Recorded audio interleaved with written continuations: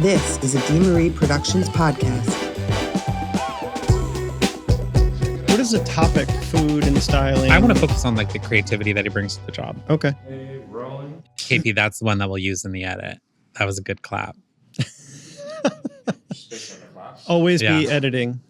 Honestly, and I really enjoy, I think like naturally I've taken the role of like watching all the footage down on this pod, which I didn't foresee going into it with actually. I did. But honestly, I really enjoy it. And I have to say, You love you're it. so stinking cute. I think like it's really good content and I'm really proud of this. There are people that can watch themselves and there's people that can't. Yeah. And you very predictably are a person that enjoys watching yourself. And probably equally predictably, I'm a person who does not like watching myself. Yeah. At home, in the wild, no. So yeah. It's funny, like day to day, I can be really critical about like my body, for instance. But then when I'm watching this, I'm like, well, we're not going to redo it. Like we can't go back, you know? Yeah. It is what it is. Move on. Like I feel like these episodes, I'm tanner than on the last ones, which was a specific thing that I actually tried to do. Cause I was like, this pasty bitch. Like What was like winter, early spring when we did the first.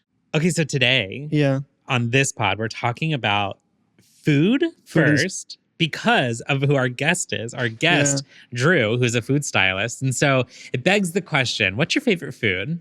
Oh boy. I think it's probably something super simple. Like I love lobster. I could eat lobster all the time. Oh, she a bougie bitch. Yeah, but when I say simple, I mean like, you know, kind of hokey, death row predictable. But like I don't have anything. Is it true that Red Lobster is going bankrupt? Yeah, done because of that. Such a shame. Yeah. Never ate there. Oh, well then not that much of a shame.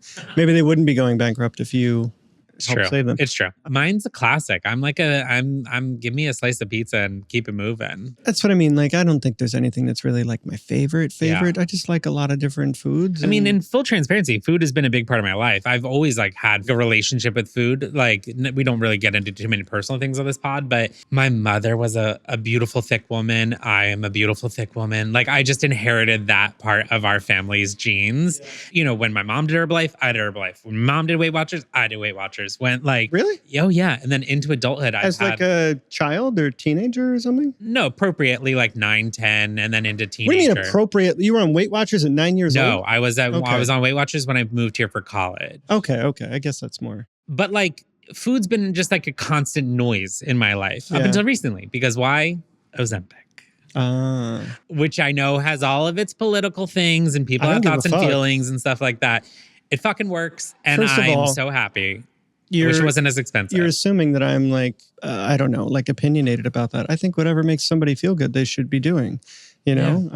I'm more curious about. It's not even about feel good. It's like, honestly, and I give this to her, Oprah's little special that she did on the whole topic where she was like, some people medically need this. If you have a disease, you get the medicine to treat the disease. If you have the disease of obesity, which not everybody does, you get the medicine to help treat it. Yeah, more or less what I'm trying to say, whether it's anxiety or it's, you know, depression or it's whatever. I'm more curious about like the side effects, lasting effects of this. You see so many, and I'll say one thing. Sickening is a side effect. Here's where I am. Here's where I am very judgmental about it, and I won't name these celebrities, but you know them too. The ones who don't fucking cop to it and are like, oh, I just go hiking. I think they really miles biffed the launch of it because of them. Maybe it's not exactly the same, but it's like men and especially athletes who have done like steroids and other performance enhancing drugs. Fucking own up to it, and I am all with you. I'm on your team, right? But like when you try to say it's something else, you create this impossible set of expectations and circumstances for normal people. Well, I think it's interesting having my childhood and teenage relationship with food now as an adult, having a career where I've somehow been cornered into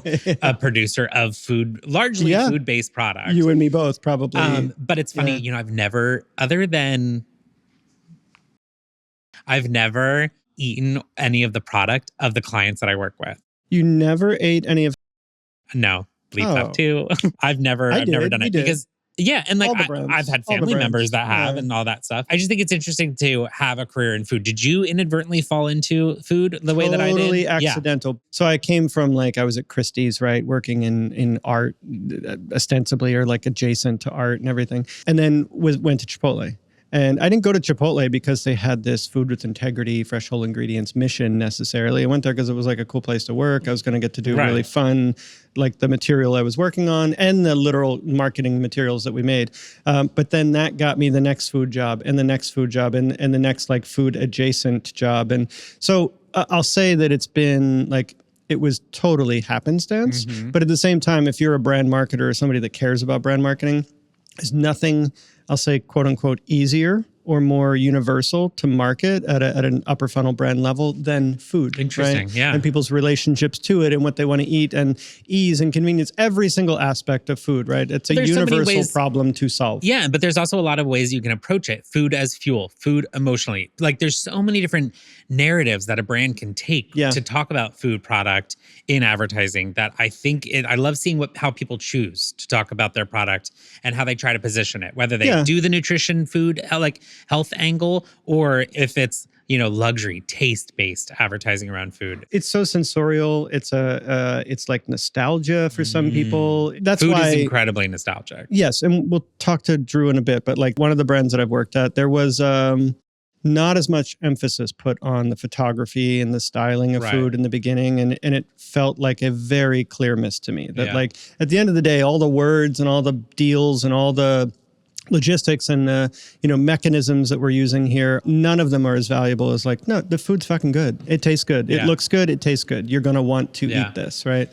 I also, though, it's funny because I think like we got both pigeonholed as in the food space, but like one thing that I buck against is that that's all I can do. We've talked about this before of like seeing people's portfolios, and arguably when you come to the Deamery website, like, you see a lot of food-based advertising.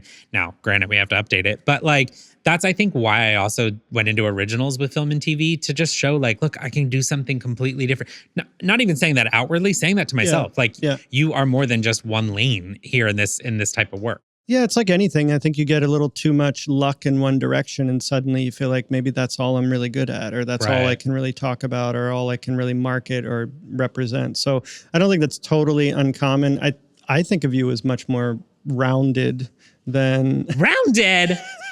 As a boy from Philly, you got a lot of thoughts and opinions about hoagies. What's your like ideal hoagie? Back in the day, it was like Lee's hoagies, I think. But like, what do you get on it? Oh, I always get like an Italian. Same. Yeah. I was a kid. I loved like salami. I don't like vinegar. I loved salami hoagies. Any cured meats, right? I mean, delish. I mean, like Philly's famous for that, like the cheesesteaks and the... My family, we were on the other side of the bridge in South Jersey. Pretzels. My family is a pretzel family. And like shout out to Soft Dots. Pretzels. If you're listening, please, Mother Mary. I rep you so hard. I would be wearing full merch Dots. Have you had Dots pretzels? No. Baby. Yeah. You're gonna have them when you come over. Because why? I always constantly have them around.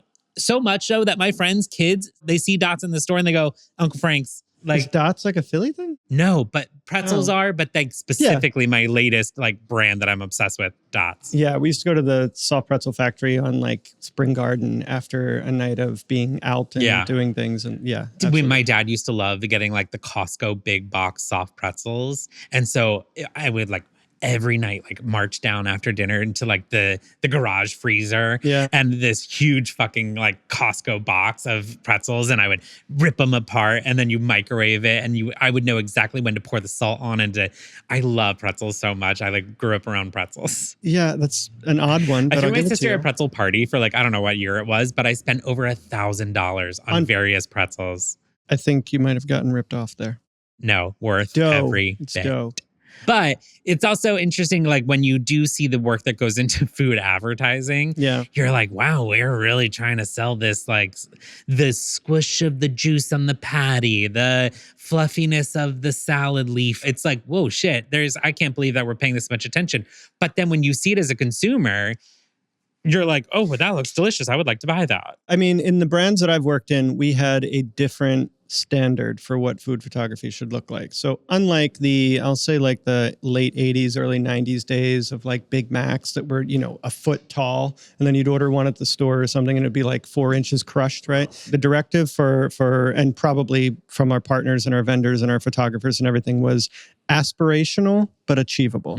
You're making this at home, and most of the brands that I've worked for, not all of them, it should be something that looks, oh fuck, I want to make, like, I want to style the plate like that. I think that would be really nice when my wife or partner like this or something. But at the same time, like something that's like not so fucking hard that you need to have like a culinary degree. Totally. You know, and a pair of like tweezers or something. Can I give you a quick pitch for a product idea that I have? I mean, I guess. Okay, great.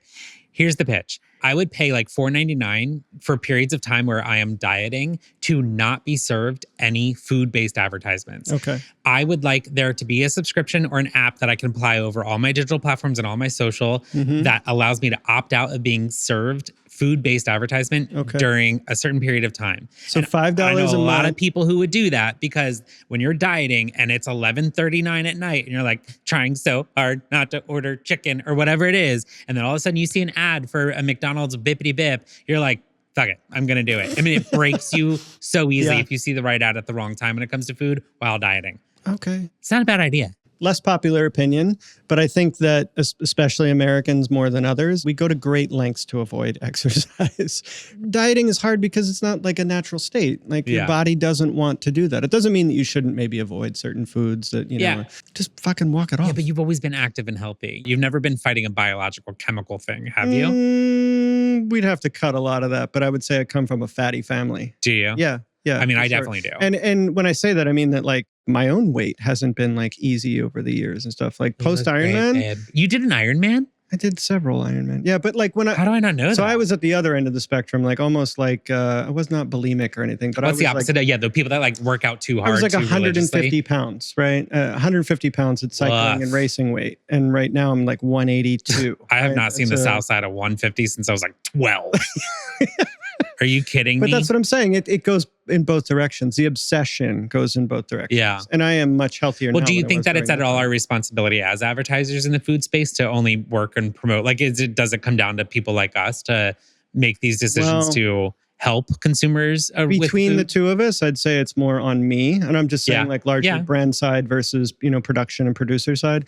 I think it's more on me to make those arguments. I think there still needs to be some aspiration in a product or in the product, but I am not, especially, you know, I'm raising like a 10-year-old daughter, and Abby's my wife. And like, we're not at home sitting, you know, talking about how like we can all get skinnier. That's not a topic of conversation in our house. See, it was in mine. Healthy was and active. Healthy and active. Whatever form that takes, healthy and active. Yeah. What's your favorite restaurant in the city? Oh, fuck. You're hitting me with all these. First thing. It doesn't even need to be your favorite. Say Abby and I were talking about over the weekend. One of our favorite memories was eating in Williamsburg way back. This is like before our kids were born. So this was like 2009. But eating at Marlowe and Sons and sitting outside at the perfect nights right next to Diner on Broadway. Oh, yeah. We sat down, and James Murphy, the guy who's LCD Sound System, he came and sat down with his little new baby. That's how long ago this was. But it was just like one of those perfect nights of sitting outside, looking at, you can see the river at the end of the road in Manhattan. Have you ever sat at a chef's table in the inside of a kitchen of a restaurant? Yes. Okay, this happened to me once. I've only done this once, and I was invited by a friend of mine, Blake, shout out, and I felt so, bleep this, I felt so fucking cool. And it was amazing food. Yeah. I never knew that was a thing that people could do, or that there was that level of luxury when it related to food. I'm such like a basic food girl that like gets my Chipotle and eats it in home. I think this is what says everything about us, right? You felt like a baller. We went to 11 Madison Park. Maybe 3. Before it was vegan? Yeah, way before it was fucking vegan. There were ducks hanging and everything. Anyway, something happened at the table. Somebody's like, the server came and spilled wine, and it was like, who gives a fuck? Honestly, nobody cares. But it's one of those Michelin experiences. Yeah. They immediately, like a whole SWAT team descends, and they take care of the table. They ushered us into the kitchen. They sat us at this beautiful table, right? So now we're amongst all the chefs, and I didn't feel like a baller. I felt like an asshole that was in the middle of people doing real, like, they amazing work. Yeah, I was like, oh God, I just need to. My fanciest meal in the city, I've been fortunate enough to go to Per Se a few times, and that every time is just a delightful experience and something that I hope everyone gets to enjoy at one point. People are like, are you a foodie? No. I mean, obviously I eat food, but like I'm repetition. I can eat the same thing every day. And it's when I have problems is when that pattern of like, oh, I'm just going to order that again, or I'm just going to make that again. It's an unhealthy thing that I'm making, but I can eat the same vegetable rice dish and every day and be fine. That's why I'm like struggling with the question, like, what's your favorite restaurant? My favorite restaurant is the one that Abby and I can go to when we have a babysitter. And it's, it's a mile walk away, get a couple cocktails at Weather Up, go to Olmsted for dinner and walk back on a beautiful night. And it's amazing. Yeah. It's fucking amazing, right? The whole experience is part of it now where, maybe 15 years ago, I'd be like, I have to be at this restaurant with this reservation. I was more into that. The local spots are the best and they're not the best food, but they're the best experience. I always say, like, if I go missing, first person to notice is the lady who works at the Vietnamese shop and that I live above, because that bitch and I see each other every day and we wave and I love their food. She's and like, she knows what I order. Frank's dead and a cat. Yeah, she's like, he's not been here in 3 days. We have problems. We noticed it in our balance sheet. I know, it's a woof. Okay, let's talk to Drew, shall we? Yeah, let's do that. Yay. How are you though? I'm doing great. Did you cook a lot during COVID? I did. I cooked a ton. Yeah. I mean, even the Rubes were at home making bread. Right? Of course he's cooking. Right. You know what I mean? Second time Bill has used the word Rube today. Well, because I said greenhorn and you were like, what the fuck does that mean? Well, Can you I'm a young lady. I don't know things. Yeah. See, I don't know what a greenhorn is. A rookie, like somebody with no experience, right? Like everybody was home making their own sourdough. Welcome to the pod, my love. Thank you. Thanks so much for doing this. Yeah, I'm so happy to be here. Drew, we've all worked together on projects before. You're a phenomenal food stylist. You've been in the game a minute now for being so young. Yeah.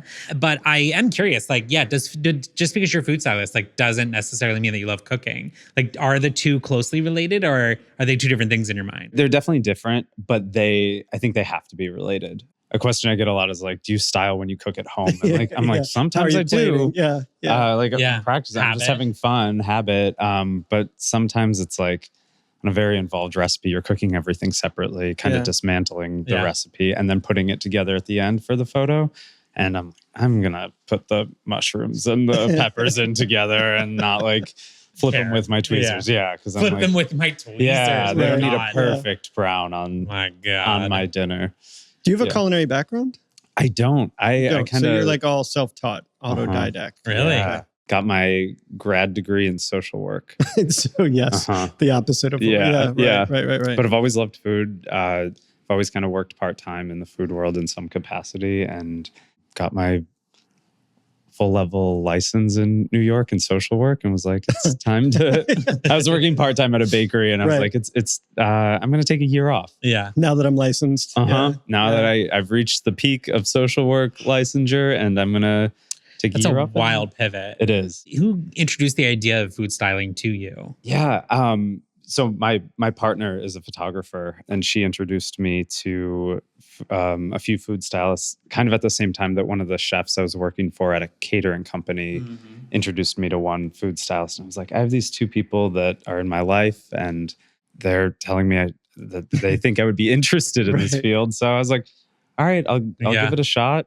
First day on set, I was trailing a food stylist and I was like, I love this. Yeah. This is what I want to do. And what was the shoot? What was your first shoot? It was a Godiva advertising shoot in West Orange, New Jersey. Melty chocolates and pools. And it was on like a 90-degree April day with chocolate and ice cream outside. It was like a 14-hour day. So I remember vaguely like watching some documentary or some expose about advertising, and it was a real gotcha piece of journalism, and they were diving deep into like, and the burger you eat isn't even really a burger being shot. What is the rule? Like, what are the rules that you abide by? Like, is there like integrity around featuring the product? There is. I mean, we could get into like some of the legal side of but I'm not a lawyer, so I only know what I've been told by. I've been on 2 jobs that have had the company's lawyer on set. Oh, yeah, wow. Making sure that's a vibe. Yeah, making sure that their product is not getting tampered with. Are these huge? You don't need to say the name or anything, but they're huge brands. Yeah. Well, I'm sure that there is a certain risk. The thing that we were talking about earlier is like, food is something like we eat this, like humans, like we eat this. So like, as much as you advertise fashion, sure, fundamentally clothes, we all have to wear clothes, but there's such an abundance of choice when it comes to food. So we're being very competitive, and you hire a stylist to make things look really tasty and pick this over that. But at the end of the day, you have to eat food. And so legally, these companies that are mass manufacturing food for us, I actually do hope that their lawyer on set on a shoot is a little extreme, but I do hope that they are abiding by strict regulations. And, absolutely. You know what I mean? Yeah, like, I want that. I think most food stylists would agree that like we want to show the food for what it is. Like there's definitely, we want to make it look beautiful, and we want to, I mean, the ultimate goal is to get people to see the photo or the video and be like, oh, I want to eat that. So there are, some ways to play around with that. I want to use the products. Yeah. I don't want to fake that because I think ethically that's wrong. Yeah. That's, Right. But like melting ice cream is hard to capture. Yeah. So there are tips and tricks that you apply. Totally. I think that to me is the most creative part of what you do. I used to go into our studio and it would be like a table for like, don't eat this. And then a table for like, you can eat this. I know. Yeah. You know what's so funny? As a fat kid, I used to always watch TV Same. and be like, I was a fat kid. Dude, I used to watch and like whatever Stephanie Tanner on Full House was like eating food, and I'd be so jealous. I'd be like, man, I bet she got to just sit there all day eating that food. And like now as a producer, I'm like, here's a spit bucket and like your gross half chewed chicken breast. Like spit it out. Wait, queen. what were you eating as a fat kid? What were you most likely eating while watching that? Because I have something. Pretzels?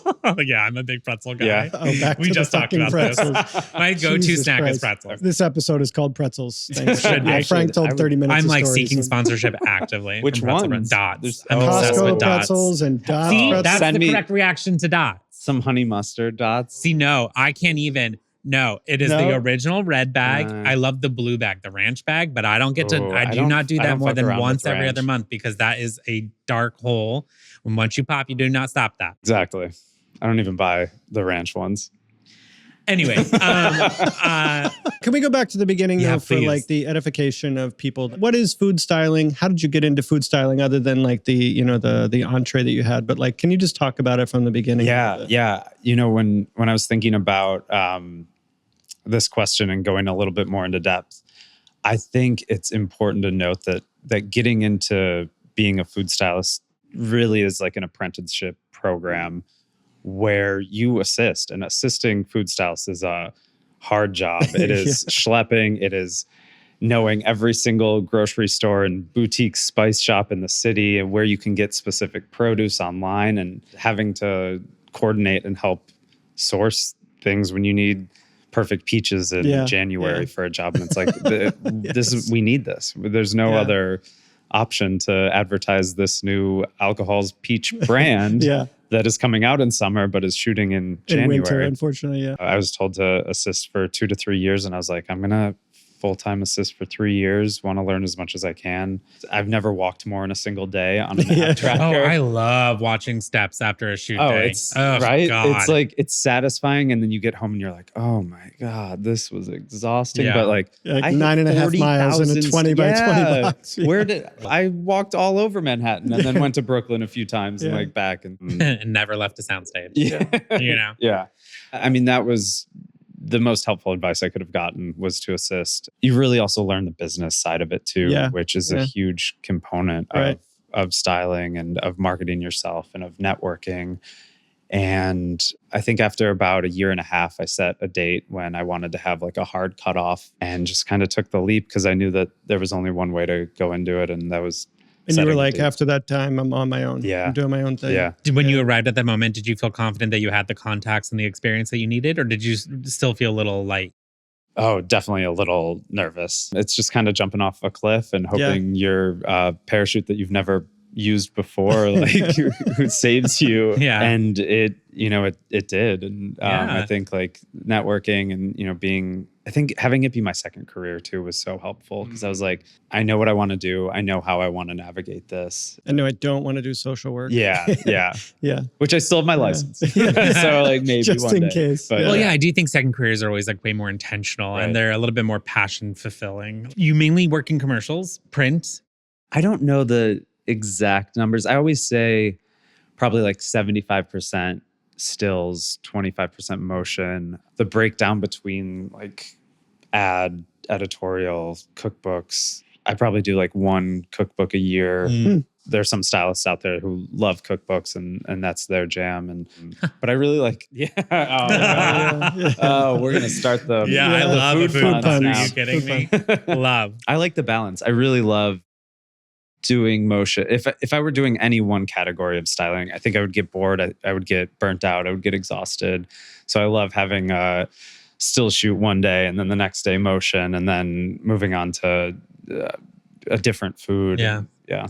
It's interesting you said the difference between stills and commercial. It immediately made me think about like, I've never thought about the movement of food before, but you must know like how sauce moves or when things melt, it drips. Like the drip information that you have is like so niche, but so we talk a lot about like people who apprentice into their career instead of education. Like you could go to college for food styling. You know, they could probably teach you classes and walk you through step by step. There are a few. But you don't get the like, when you've earned that knowledge through experience, I think like you can almost be a little bit more proud. Like you can, you know, and then when you're on set and a client asks or something, or you already have that sauce diluted, or you already have what you need. I remember one time you and I did a camera angle when drizzling the sauce perfectly over as the camera is moving. And you're now mindful of the actual texture of the drip, and you're landing it on the food while avoiding a camera all within like 3 inches of. I was like, and I couldn't this man is a genius. I was like, how are you doing that? Like, it was awesome, dude. It was so cool. I love watching you work on set. Thank you. Yeah, that I specifically remember that shot and being like contorted above set, and it's really fun. I kind of going back, I remember, and I still am so grateful for it, assisting. And I was like, I'm getting paid to do something I love that I've always wanted to do, and learn something that I'm passionate about and love. I was just thinking about, and we have to get Dario on the show at some point. Oh, I know. To talk to him. Yeah. But I was thinking about when we were in the first shoot in LA, right? It was Jessica Alba, and it was the middle of summer. It was really hot, and we were cooking turkeys for Thanksgiving, right? And one of them was just torch cooked on the outside. It was like, definitely don't pick a piece of that turkey. Have you ever had like actual art eat something that you're like, I feel like it's definitely one of my questions in pre-pro calls. Like, is the talent eating this food at all? Or it will be called out. I think people know like, hey, you have to make this edible. And then it's just kind of about like communicating. Like normally I would do it this way, or like add a lot more of this to make it's still going to be edible. And I'd say 99% of everything I make is edible. It just is like, I wouldn't want to eat it. How closely correlated is like something looking good and tasting good? If it looks good, will it likely also taste good, or no? I think like drips is a good example. Sometimes you have like a texture of cheese or a sauce that you're like, you really start looking at like some of the burgers you get or sandwiches you get from some places and like really poke your eyes into it. You're like, oh, this sauce kind of looks weird, but it tastes great. So it's like blending it a little more, thinning it out. Or I mean, I remember the team running things out from the kitchen and being like, we have 3 minutes to shoot this before it tightens up and it's not usable. You were the one who taught me, like with Food Stylist, you always kind of want to on set, there needs to be a kitchen, ideally. And if not a kitchen, I don't know if I put you, but I put the chefs or like the cooks in like food trucks outside of places, because you just need hot burners and you need the space to That's be able to how they made the turkeys in a food truck.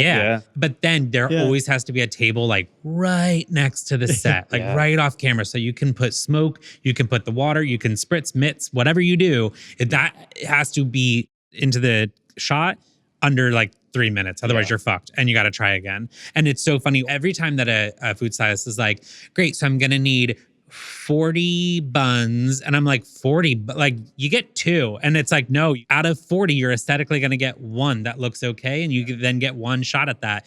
Like learning the quantities that it takes to actually be on set and have a successful shoot is wild. Yeah. Well, I want to go back to like the origins again and like a couple of questions. We can talk about any of these things, but like the changing industry and the idea we were talking earlier about like expectations. It might have been a time where 40 buns was like providing you the best one. Might be now where it's like, fuck it, we'll take the best of whatever 5 are laying around, like standards. What client has ever said that? I hear it more and more. Really? I agree. Yeah. I agree with you. Yeah. Great. I hope so, because I also don't love the waste of all the food on the set. I think things are seen, and I'm grossly generalizing, but things are seen as far more disposable. And so it's like, it's only going to live for a bit. So like, let's just get the best one we can get. And the final asset, you mean the creative. Yeah. As opposed to like earlier in my career where we would go like 6 months making sure that the first launch was absolutely perfect and seen by everybody.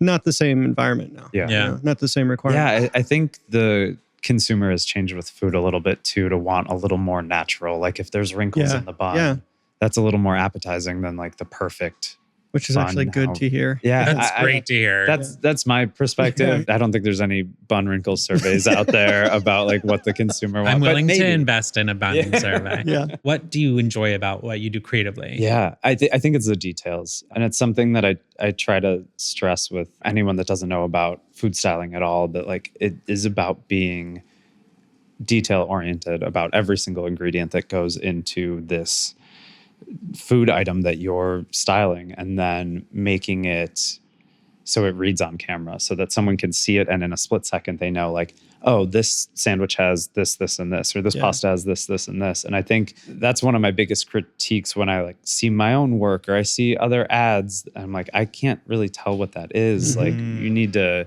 have this piece be perfectly cooked or perfectly placed so that it looks good and it reads on camera, because it's, you know, it's turning a 3D object that like when we sit down in front of it, we have smell, we have look, we have like the environment and atmosphere of the restaurant or coming from the whatever it is, mushing that all into a 2D. Yeah. It's always amazing to me, these major food brands that don't invest in that side of it. Not every brand, of course. There's lots of amazing food photography out there. But when you see it really bad, you think like, that's the easiest thing that you could have all agreed on and put your attention into. This burger or pasta or whatever needs to just look better, you know, versus all the marketing tricks and all the messaging things you could possibly do other than that. Like, you're selling that food, make that food look amazing. Who do you think is like killing it? Brand wise, like you can name names. Like, who do you think you're like every time you see their commercial, you're like, God damn it, that looks great? Honestly, Taco Bell. Really? Yeah, it's crazy. It's Love really Taco crazy. I don't know a single person who works on it. Yeah. I wish I did. And my agent like laughs when I'm like, I want to work with Taco Bell. I think it also helps. I was at a wedding like 2 years ago, and the bride's father ordered like $300 of Taco Bell as the midnight. Great. And I was like, that's happening a lot more. I just recently went to a wedding that Popeyes Did you? was Oh, after. yeah. And honestly, I was like, slay. Because guess what? We're all fucking drunk as hell. Yeah. And yeah, we want that greasy shit. Like, please. That's all anyone wants. Absolutely. Past 11 p.m. at a wedding. Yeah. So how much thought do you put into while you're like styling or creating, or even just like maybe even considering what clients to work with, like the end customer's emotions around food or thoughts and feelings that they might have around their relationship to ice cream, their relationship to cookies, their relationship to whatever. You said that you were a former fatty. Mm-hmm. So like as a former fatty, you look at food and you're like, that bucket of chicken falling out would have absolutely sold me. Like, do you think about like who's actually going to see this ad and what's going to trigger a conversion for the client? It's a great question. I think more on like a personal individual level. What I've learned recently about food, or maybe like what I've been trying to find personally for myself, is that, and I think there's a push in like the nutrition diet world right now, that there's no bad food. There's only like eating too much or whatever it is. Or moderation. Serving sizes. And I think that is kind of a journey for everyone individually. To answer you fully, though, I think more about the client's emotion when seeing it than I do the consumer. That's how you get the next job. I mean, equally, I was going to ask you about your relationship to the photographers, right? Yeah. Like, you know, thinking about some of the ones that I've worked with who have been amazing and probably had their own thoughts and ideas on how this should be styled, how it should look, what ingredients should take the forefront. And what is your relationship to is it new every job you go on? Definitely have some photographers I work with often. I've been working with Ted Kavanaugh a lot, Chelsea Kyle. Oh no, I'm going to start forgetting people. I need to pull my spreadsheets. Because I actually, you know, now that as soon as you asked that question, Bill, I'm like, oh my God, anytime that I've even worked with you on a project, I'm not hiring a food photographer. Yeah. I'm hiring a lifestyle photographer who is capturing food. Of course, there are food specific photographers. I understand that. You must be able to spot a photographer who's worked with food product before and not. Yeah, I mean, somewhat, but I think it comes down to, I love the collaboration of this job and this career. And I think that there are things that a lifestyle photographer or a fashion photographer bring to food that is unique and different. Like when we're getting down to like bottle shots and very tight macro shots, definitely like having experience in food and shooting drinks is going to be really helpful. And I know nothing about photography other than what I've witnessed. I don't want to be a photographer. I don't want to know how to light, but I mean, it's hard to light food. Yeah. It's hard to light bottles. It's a challenge. It's different with every bottle and every piece of food. Totally. And I love the collaboration of that. And there's definitely some jobs where it's like, oh, this is a fashion shoot, but we need cans Food, in here and we need food in here.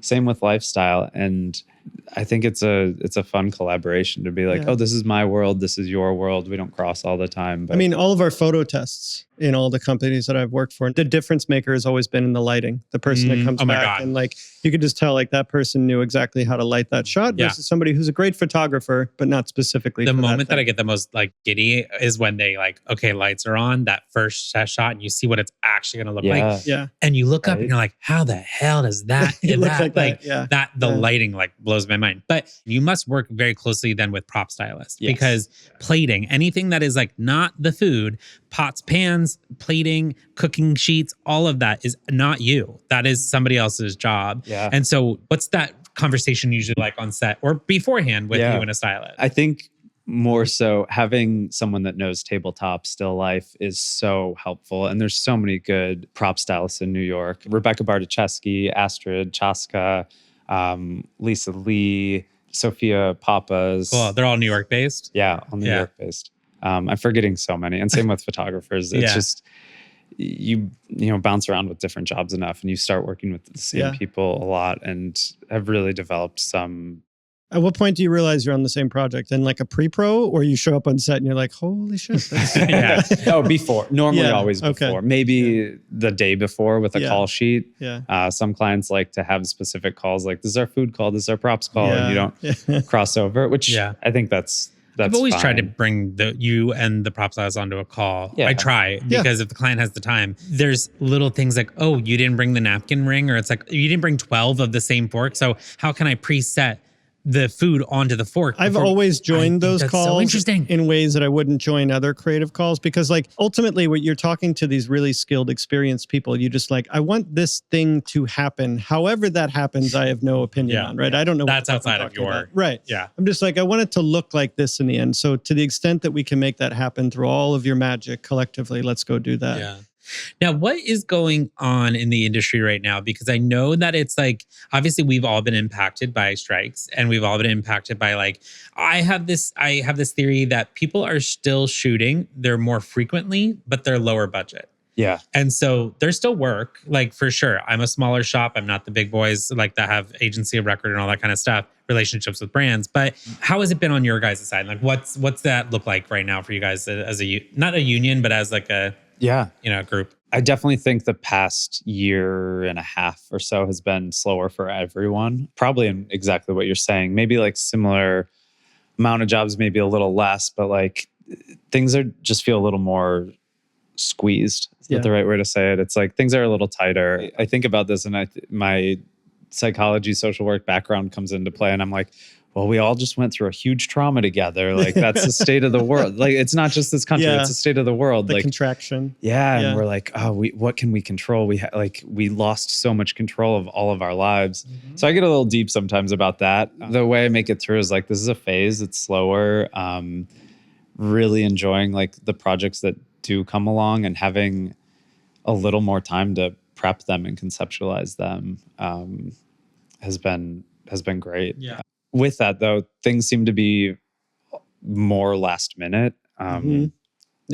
With so many more food brands that exist now than 20, 40 years ago, and so many more that need content and need photos to portray their brand, things just move quicker. Yeah, I think that like I'll portray it from the brand side. In my estimation and experience, like those things happen last minute because we are willing to forsake until we can't forsake any longer. And we're like, oh, fuck, we don't have a shot of this, or we don't have a shot of these people using this product for this audience or whatever. We absolutely need to go do it. And then it becomes like, well, we needed it last week. Now we absolutely need to do the shoot next week. We have like 72 hours to pre-pro. I think the frequency of shoots is way down from my brand side experience. And you're right that budgets are like, there was a time not too distantly where I would go and say, like, we have this much money. What can we get for that, right? Versus, I only have this much money. Can we shoot together? Yeah. Right. That's a very different conversation to have as a first conversation with your producer. Are there are more people coming into the field, or is it expanding, or is it contracting? There was definitely a lull for a bit with like assistants reaching out and new people there. I think there's more people coming in now, but it's a hard time to go off on your own right now. I assisted a stylist who talked about how she went off during the 2007-ish recession, and she was like, that was a really hard time to go off on my own, but just had to kind of like trust the process and work through it. And I think about that often, and stuck in my head, and talked to a few assistants where I'm like, this might not be the best time to go out. Like, keep assisting. There's more work as an assistant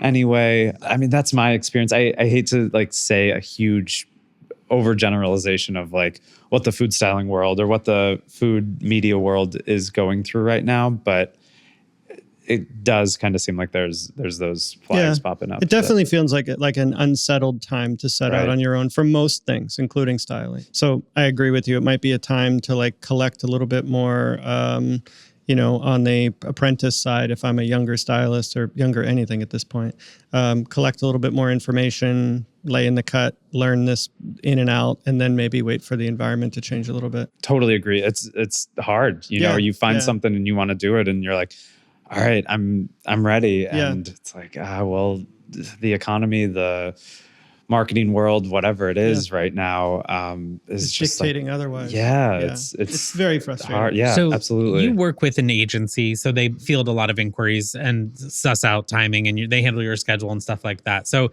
that's one side of the business. But then you, as an independent freelancer and an entrepreneur in a way, how do you balance like saving your mental space for the creativity and trying new things, developing new techniques, expanding there, but then also using your mental energy on expanding your business and advancing your career? And are there goals that you're trying to, reach, that you're working towards? The business side is, when there's set days and when there's prep days, I'm hustling through those days and being like, this is all I can control right now, is like this job, maybe start planning the next one. But like, if I'm prepping for a job or two jobs at the same time, it's like, this is my business. This is the best way to serve my business right now, is doing the best I can on this job. But then, especially after like week-long jobs or exhausting days, and when I have days off, I love food so much that I'm constantly reading a cookbook. I'm making recipes from it. I'd say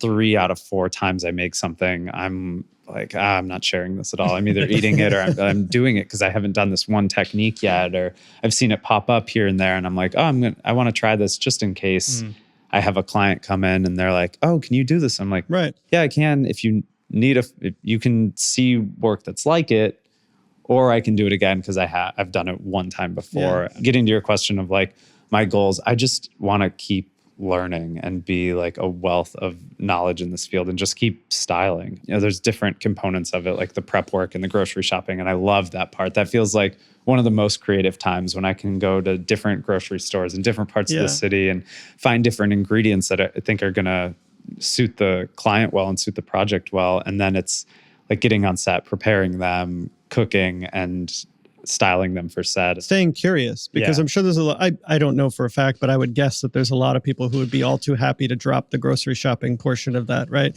Just bring me 5 perfect fucking lemons, right? Like, I don't care where you get them or how you get them, just go make it happen. But product testing must be a huge thing for you, like to know like which flour brand is the most floury on camera, or like which is the whitest, which is like, all of those details that you have to think, what olives, who jars the best olive, like that is so specific knowledge. I mean, that's so interesting to me.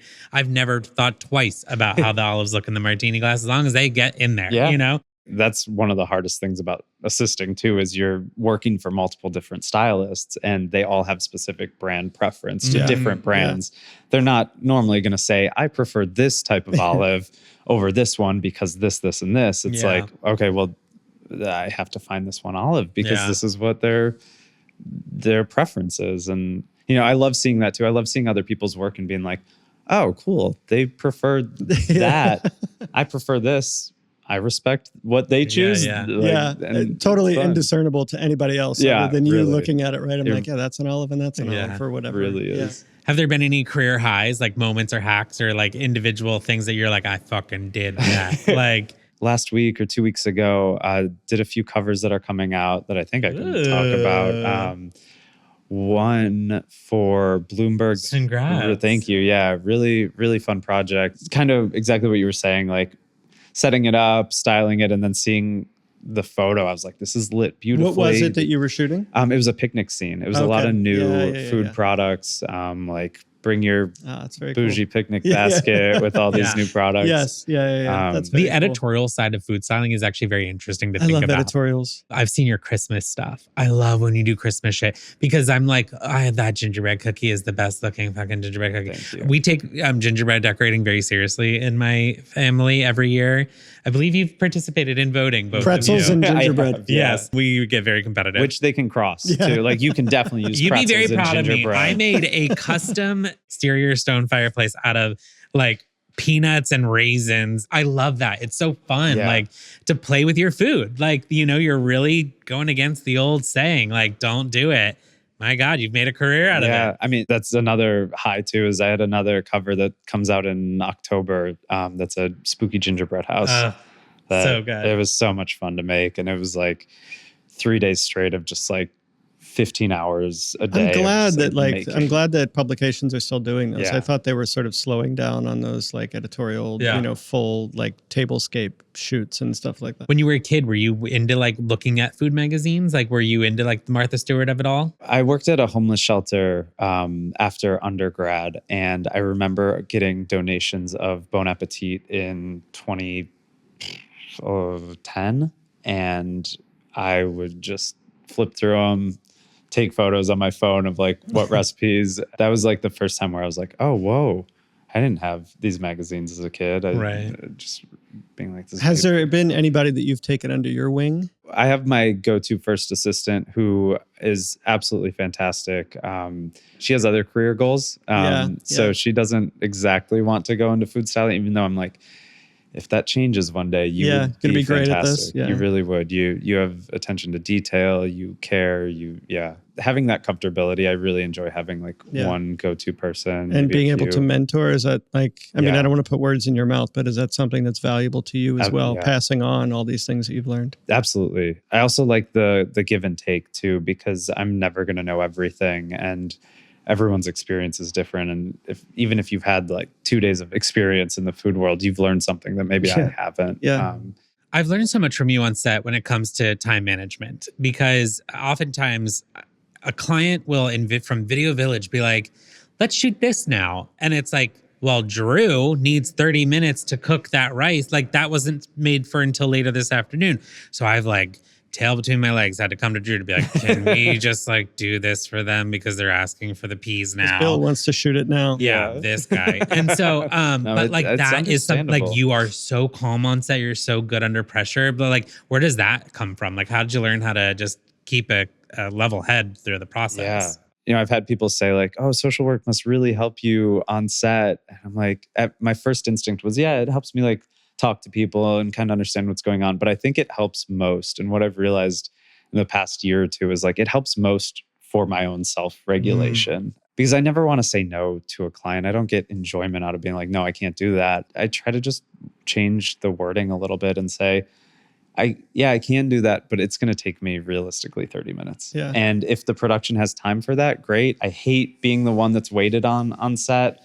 Can't stand it. I never want, but it's just realistic. Like that's a realistic part of my job. You've always been really communicative about being honest. Like so many people on set will be like, couple more minutes. That is not a realistic metric. I know whatever I'm asking for is not going to take just a couple minutes. So you've always been like, I need 15 minutes at least. That part. Because then I'm like, I'll tell my assistant or one of my assistants, I'll be like, all right, set the timer. Let's see how accurate it really does suck when the shot when the shot list changes and I set the timer. That does suck. I think that's just understanding the business side of it too. And like it truly is like time is money. It is. And at the same time, I mean, it's not social work, right? It's not life and death. At the end of it, it's a shoot of some kind. And that's got its own importance. Tell that to the cows, Bill. I would like to clarify my joke. I meant the cows of the beef that we're working with on set. I was joke. confused. So thank you. I could see it on your face. Bill's understanding my shorthand a little When bit you more as make we do them this. funny, a laugh will. Oh my God, what a Wow. tough crowd Yeah, around real tough here. crowd. Yikes. Yeah. Okay, so like what's next? I mean, what are you working on? Like, would you ever consider launching your own sort of platform about the profession, or does that interest you at all? I don't think so. I think about it, and if anything, I mean, baking has always been my passion and is where most of my pre-food styling experience has been in. And there's so many baking TikTokers and Instagrammers, and I have nothing but respect for it, and I love it. And like, yeah, that would be fun, but it's a career in itself, and I'm not an influencer, nor do I want to be one. I want to continue like making things for jobs, but also for myself as they come in. I still do a few wedding cakes every year, one or two, and I love that part of it. And if there were ever a food competition series with Food Stylists, would you ever do it? absolutely, You would? Yeah, I would. Okay, let's do that. Yeah. Let's totally do that. I think it's we going can to be totally up. get a brand to sign on to do some sort of a I mean, they do styling cake competition. decoration, right? So, Yeah, I mean, exactly. it's not a far walk. And it would be so fun to like each week get a different brand to sponsor, being like the burger week or like the chicken week or It's like a hard sell for salads. some stylists, I think. really to I do think that. so, yeah. Why? The pressure or the commercialization? The long answer of this question is there's been a few jobs popping up here and there. One that I've been on, some that I've heard of that have multiple food stylists on set for multiple sets. Exactly. That's my response Criminal. too. And from the production side, you really have to like then start matching up personalities, because I think I'll only speak for New York, but it's if you put a room full of food stylists together, it's like putting some cats together, and some of them are gonna, because we're all I mean, we like each other, we love each other. Some of us don't. But when it comes down to it, competition for each other, that's just like true. the realistic side of it. Well, see, that's even more better for the TV. Totally. It would be, on. everyone would be very competitive. Scratching eyes out. You wouldn't have to like I would plant love to some produce certain something like things that. Are you kidding to me? create drama. You would just Yeah, I have mean, it every there. other profession on a call sheet, basically, that has had some sort of competition, you know, photographer, director, there's all these different competition series for that. I feel like that'd be so entertaining to watch and to see different people's techniques. Because I do think like you give the same burger to 10 different food stylists, you're going to get 10 different results. And brands see it. I mean, we ask for books all the time to see what work you've done and see what your skill set is and stuff like that. And different people do have specialties with what you do. Do you try to remain a jack of all trades when it comes to the types of food and beverage that you can style? I definitely enjoy baking the most and enjoy working with bakeries.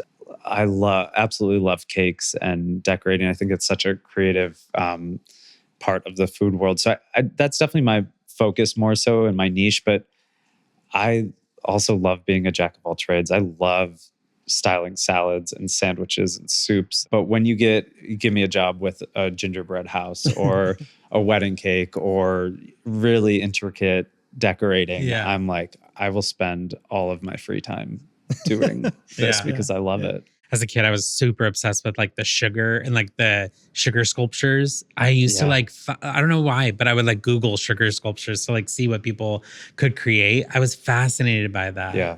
What's been like a favorite project that you've worked on? Career high. Another editorial job for Vanity Fair that was their gift guide this past winter. And it was pretty simple, but it was so fun. It was just making meringue clouds for this car look like it was burning rubber, and like the smoke was turning into like these meringue clouds. That's so cute. That was so fun to see that. Did you use food product or did you fudge it at all? No, it was totally edible. It was nice. Yep, got that. Bill didn't laugh though. No, he's hard to I'm know. still waiting. I asked because my mother, crafts were her thing. Yeah. And when she was younger, she had a very humble, it was called I Can Do It, which was the name of her little company. And she would make fake pastries and bread baskets and cakes for girls to buy for their dolls, so that as you're playing tea or as you're playing, that you would have a little cake or whatever that is. It was so fun to see her do it, and she would make it out of styrofoam. It was none of it was food because it was meant to last for a while. Yeah. But it was always like caulking. She would use a lot of that for icing, and she would use the styrofoam to build the layers of the cake. And then she would make fake cherries out of salt dough and then paint it and gloss it. And she would cover it in shellac to make it look like a wet strawberry. I only remember that now because we were talking about this. And it was a big thing in our family. We would always joke. We would take one of her cakes and we'd like fake throw it at somebody or let it fall. And always a classic, always worked. But like, so yeah, my mom had a little bit of a food stylist streak in her. Absolutely. Especially during the film era. Because that would have like, you need things, you needed things to live forever. You know who bought her stuff? The bakeries. So she would make a 3-tiered wedding cake and that would live in the window for 6 months, a year, whatever it was.